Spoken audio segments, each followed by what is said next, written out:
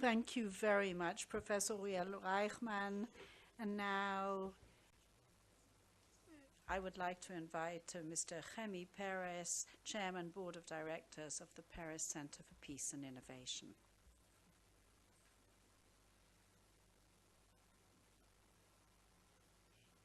Good evening.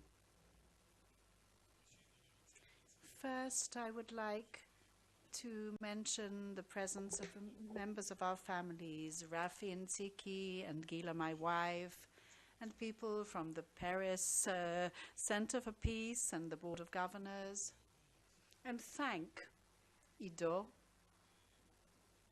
Sharir for his sincere and honest words, and Professor Reichman for the years of friendship and a quite inseparable bond between my father and him, and Amos Gilad for this amazing conference, and that together you gave us the opportunity to talk a little about what we are involved in, what we will continue to be involved in.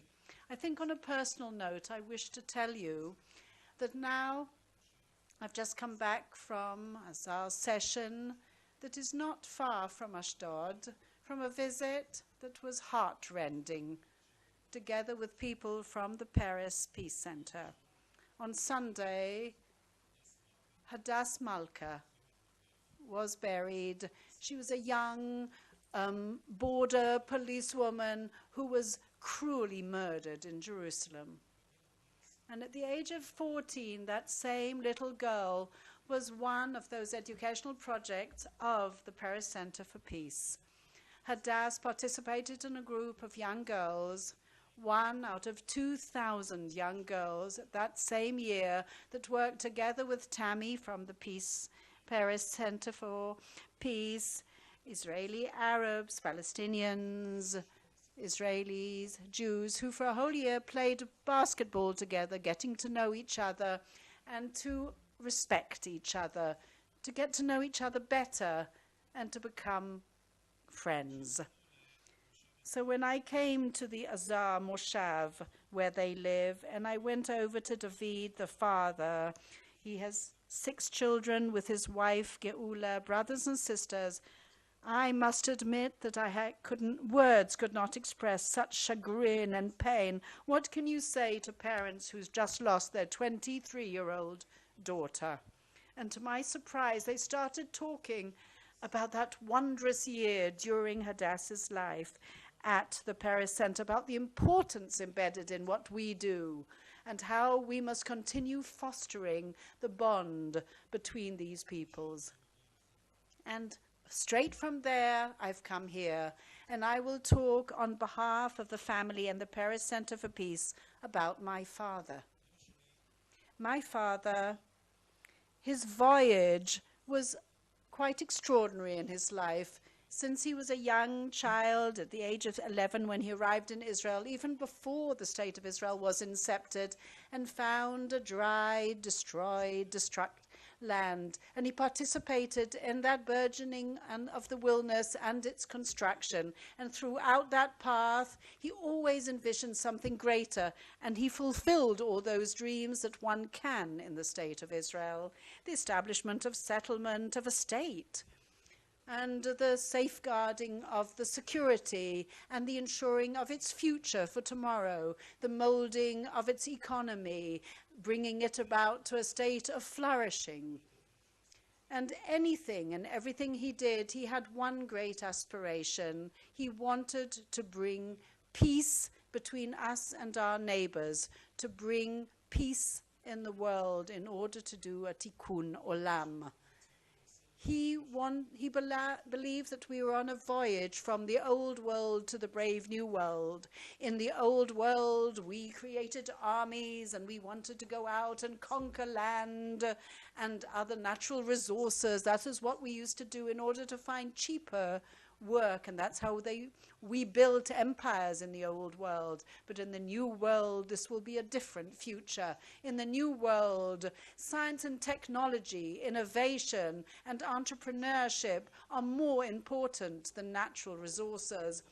Through science and technology, one can create water. One can actually harvest energy. You do not need inexpensive work. That you can leave for the robots to do and software. He believed that on this voyage into the future, countries will be able to be greater for the first time, not on the back of other poorer countries. Professor Reichman mentioned the Isaiah vision. And if you connect that to Isaiah, and you're talking about the plowshares that were made, that created out of swords, and that no longer would there be enemies and foes holding those swords. So that whole vision would tally with it totally. Because we're talking about the approximation of hearts between various religions, various denominations, Jews and Arabs, children who will be able to mold a better future and believe in themselves, who will be able to build together ties and bonds and connections that do not make people want to wage wars. So then, in the Paris Center for Peace and Innovation, we are now trying to create the National Innovation Center. It's something that we want to launch and establish that will tell that wondrous story of that journey that my father actually covered on his path. The whole voyage of Israel, how it was incepted, that journey and voyage towards peace. The language that we're going to use is a language that he believed in, a language of optimism, of future, of tomorrow, a language of innovation, of technology, a place wherein youth will be able to come and connect with each other, creating something better for the future, a better future, where visitors from all around the world will be able to see how Israel is becoming a better country, a more modern one, a more progressive one, and to show what we have contributed to Tikkun Olam through our innovation and through technology. In that center, we would like to duplicate in other places around the world in order to give each company, each society, the possibility to show what they have done for the sake of humankind, and to educate and provide inspiration for the younger generation that it is possible to build a better future, because ultimately it is in our hands. We will show you a short film here from our National Innovation Center that we're going to start building in September this year, when we mark a year since we bid farewell to my father. And it will be then inaugurated in September 2018.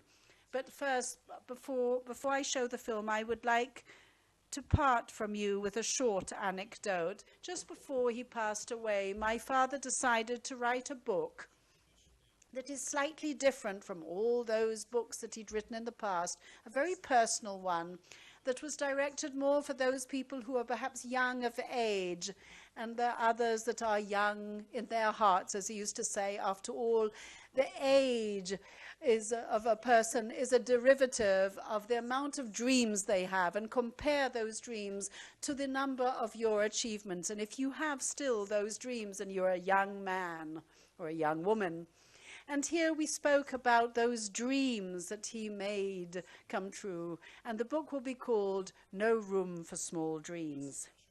And the reason that he chose that book, that name, was very simple.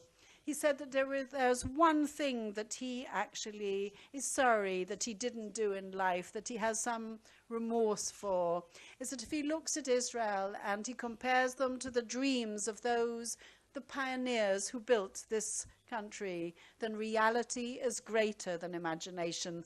The dreams were not great enough. And that we must cherish and engrave in our hearts and continue that endeavor that he started.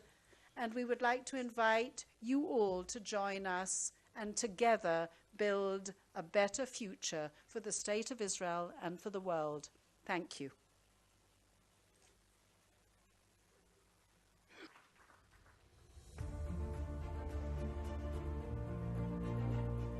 מרכז פרס לשלום.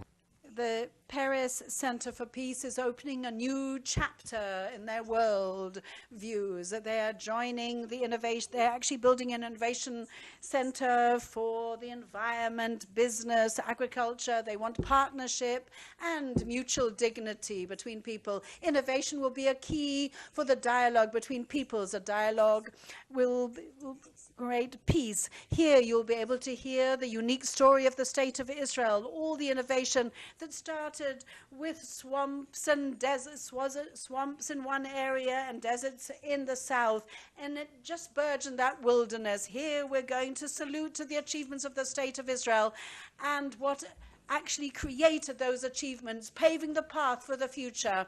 We will show all the possibilities that are hidden in each child's heart. Here there'll be creativity, entrepreneurship, for tikkun olam, for a shared vision together.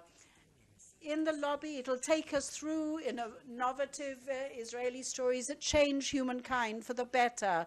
The library, the virtual, unique one, we will continue into, and then we will actually surf the kind of information highway, and we will see all these issues of innovation. And on the first floor, we will see how little Israel has turned into a startup nation with elite technology, and we will feel such pride for everything that we established, and we will soar through various interactive games. We'll be exposed to the milestones that turned us into what we are today, into an inspiring startup nation. And now go up to the second floor into a futuristic voyage with the various inventions of the tomorrow. They will participate in turning the impossible into possible on the way to a better future.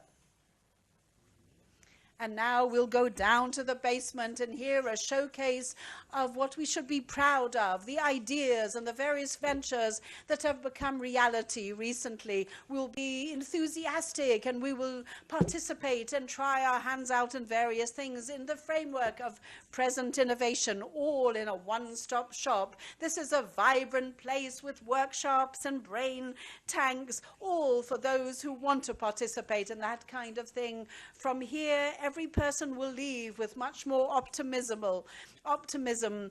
He will be enthused with faith in a better future.